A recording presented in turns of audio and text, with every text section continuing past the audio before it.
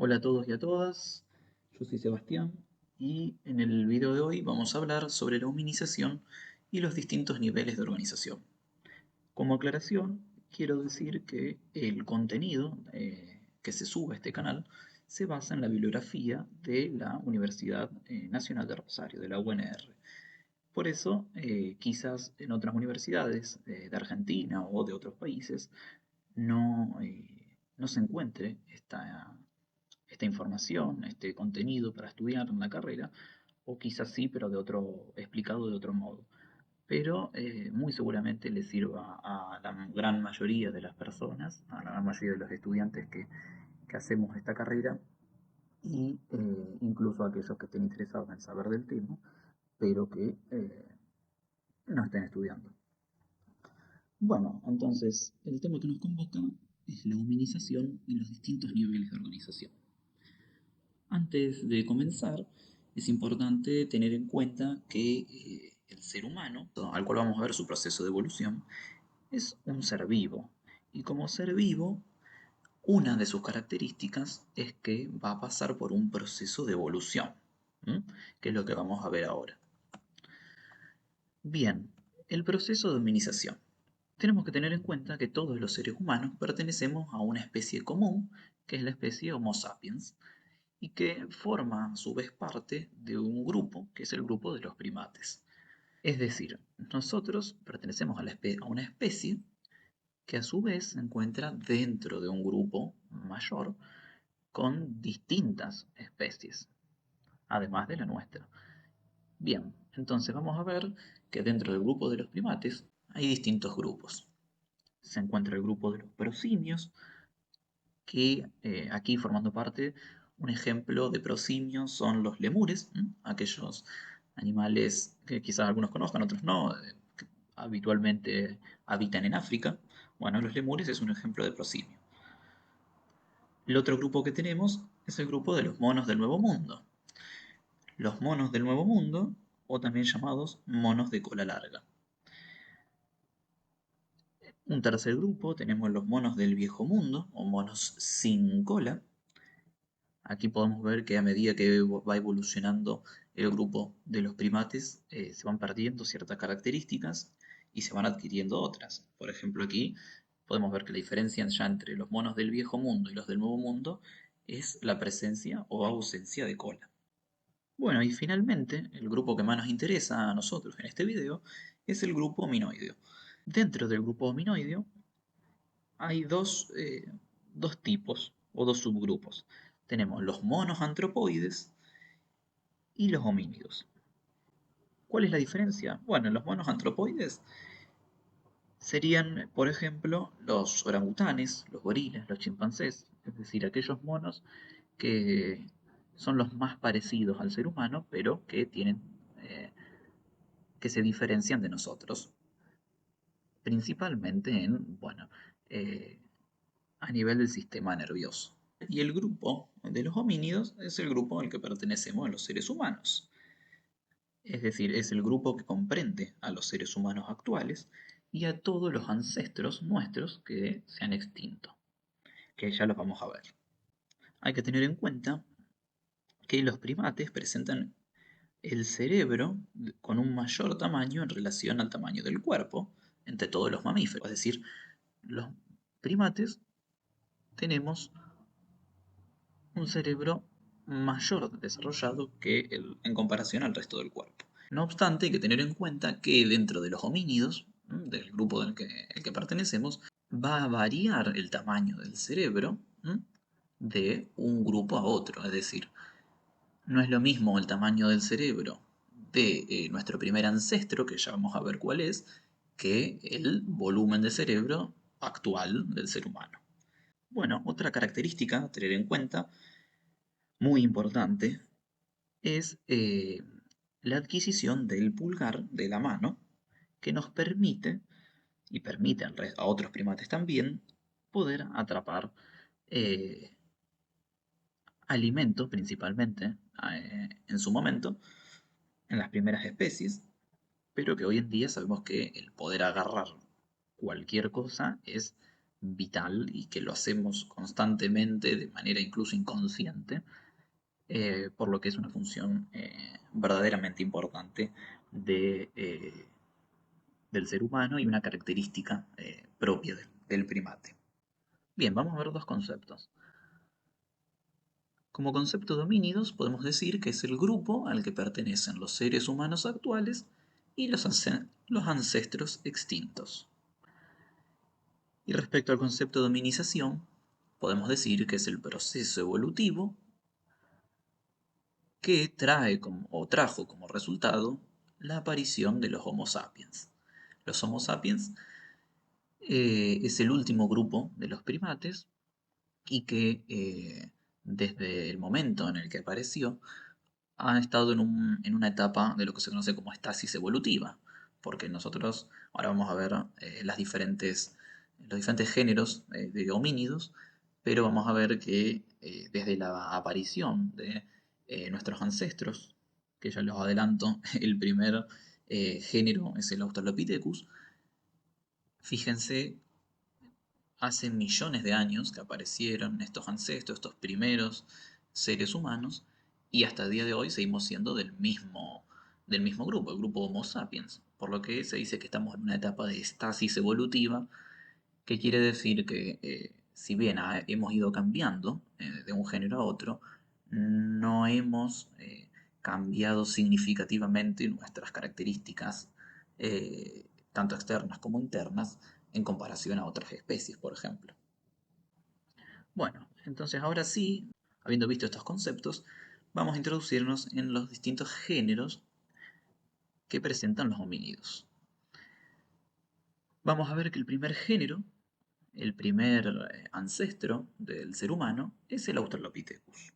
Vamos a ver que la principal característica del Australopithecus, de nuestro primer ancestro, es que adquirieron la bipedestación. Es decir, el Australopithecus, a partir de este género, estos primates adquirieron la capacidad de estar parado, una función sumamente vital e importante a día de hoy, que bueno, no ha estado siempre presente. Como vemos, recién inicia con este género, con el género Australopithecus. Los primates anteriores, más antiguos, no tenían la capacidad de estar bipedestado como algo normal. Sí es cierto que había grupos que podían mantenerse separados, pero lo hacían durante un tiempo y luego, la mayor parte del tiempo, los caminaban en cuatro patas.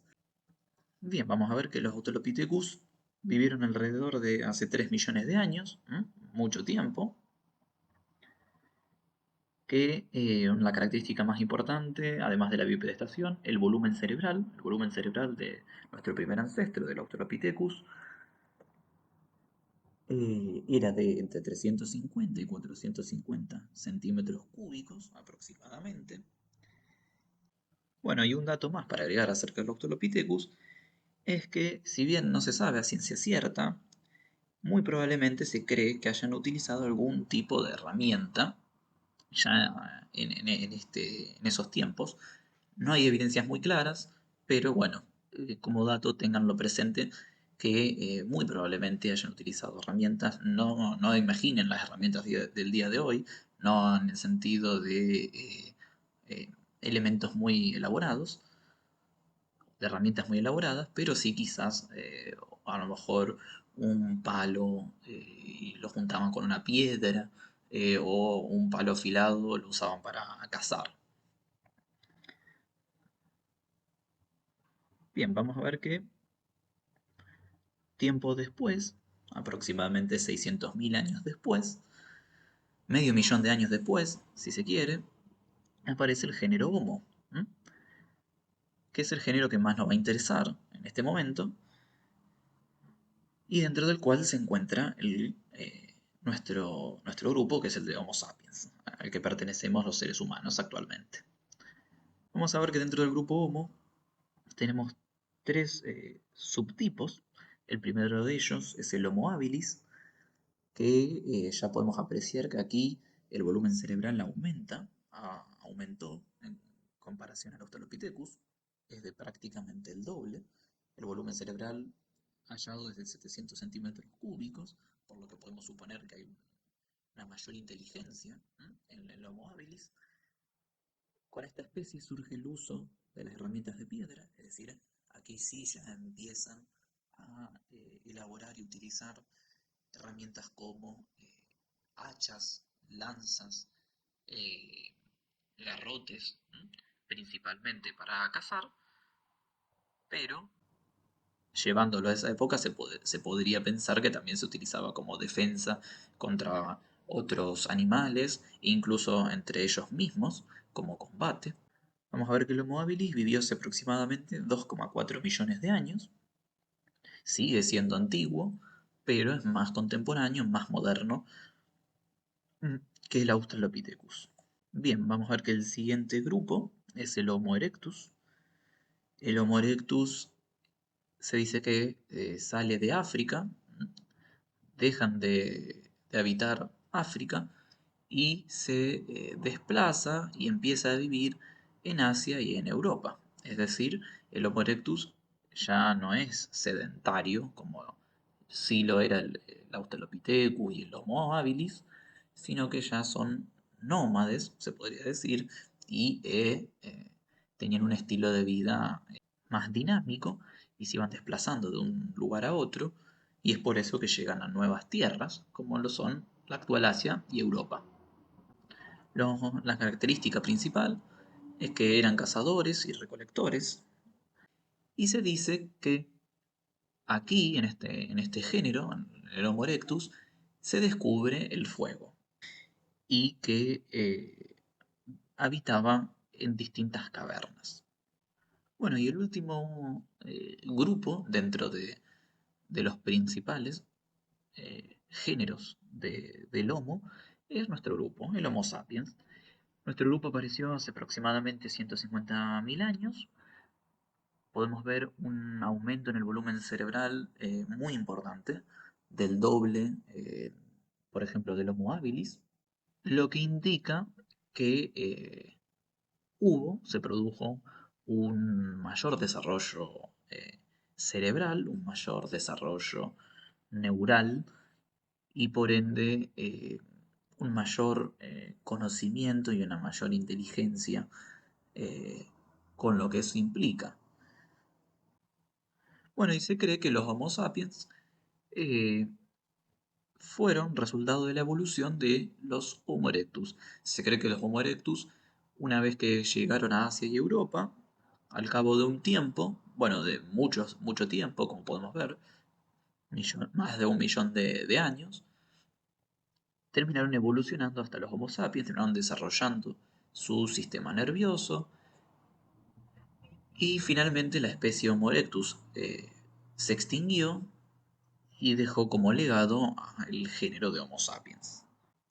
Se cree que el hecho de que el Homo erectus haya salido de África y haya asentadose en lo que es Asia y Europa se debe a un proceso de desertización, es decir, que ya había muchas sequías, se cree que ya la capacidad o la cantidad de alimento era escasa o no tenían la capacidad de obtener alimento, entonces migran hacia el nuevo territorio, el Homo erectus, con el fin de subsistir.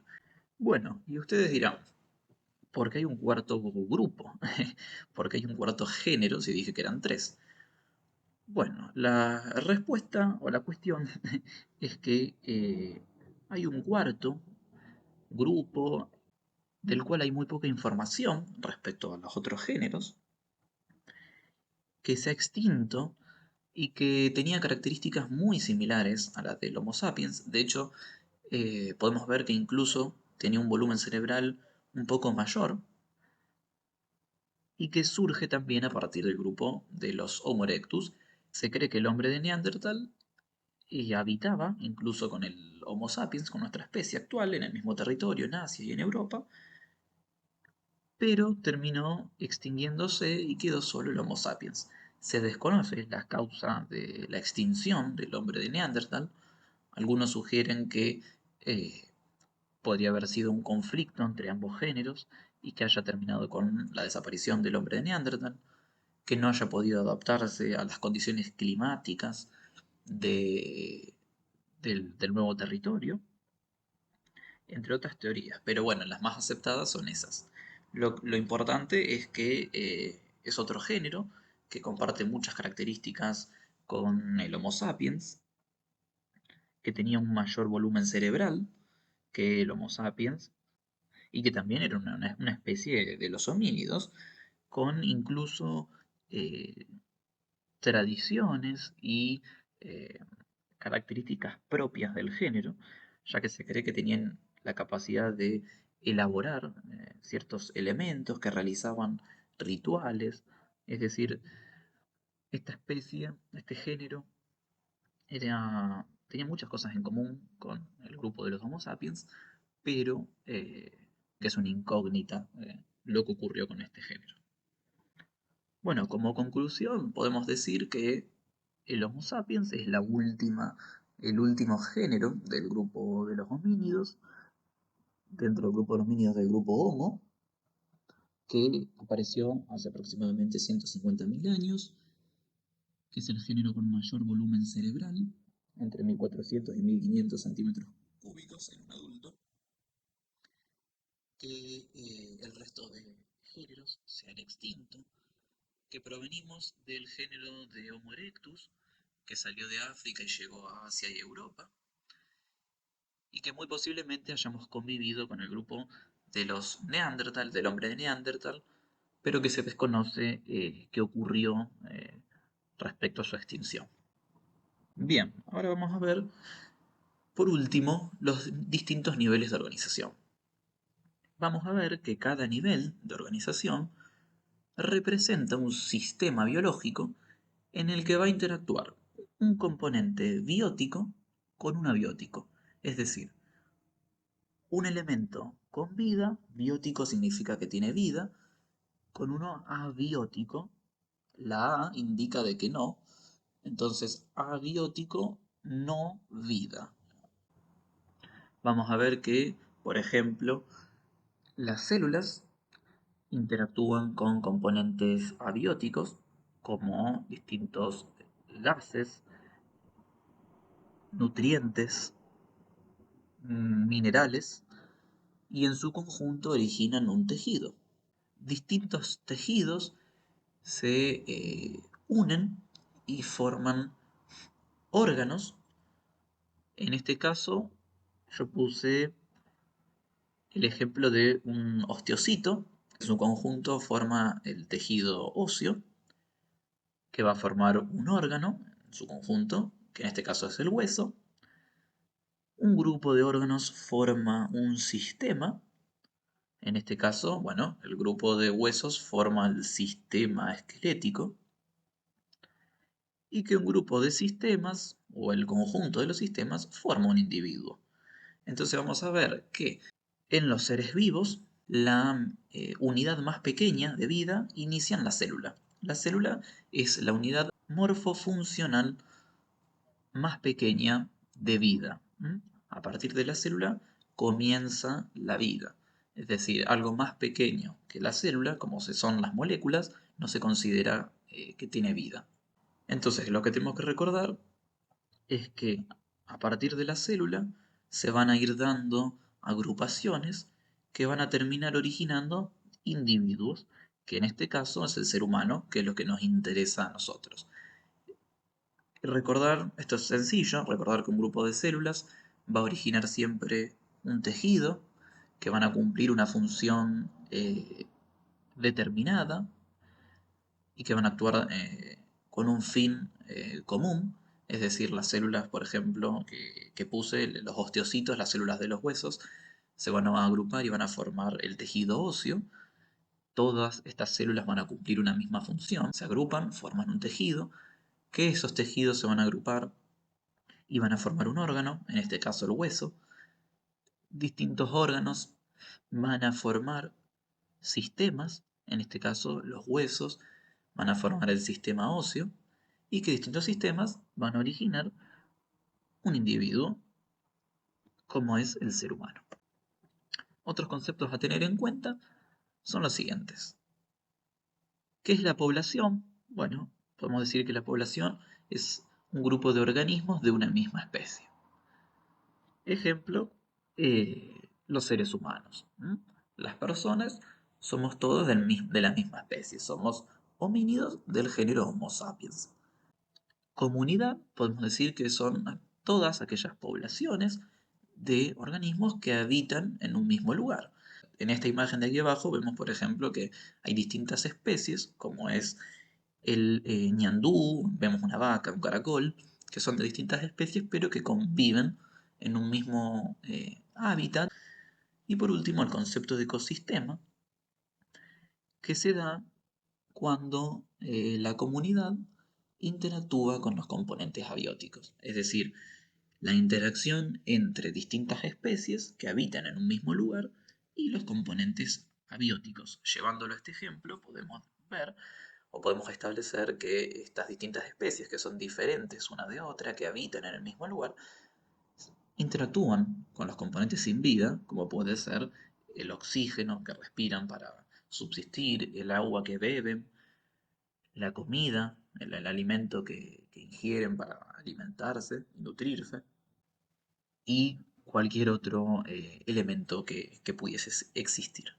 Bueno, eso ha sido todo. Espero que les haya servido, que les haya quedado claro. Cualquier duda, cualquier pregunta, la pueden dejar debajo en los comentarios. Siempre que pueda intentaré responder lo más rápido posible y de forma más clara. Nos veremos en el próximo video. Si tienen alguna sugerencia, algún tema en particular que quieren que se explique antes que otro, encantado de hacerlo. Muchas gracias por acompañar en este video, por quedarse hasta el final. Nuevamente espero que les haya servido y nos vemos en la próxima.